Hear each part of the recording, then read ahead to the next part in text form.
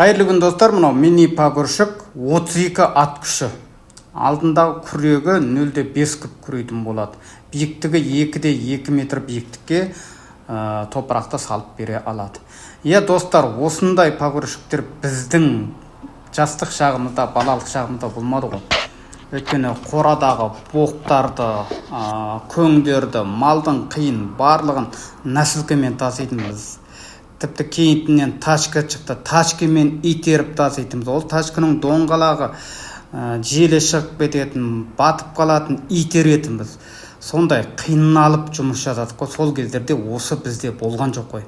Қазіргі таңда рахат, қанша малың болса да, қанша көң, қи, қоқыр болса да, осы трактормен шығара беруге болады. Құрметті достар, осындай трактор Алматы қаласына келіп тұр. Алам десеңіздер, хабарласыңыздар, кез келген қалаға салып жібереміз.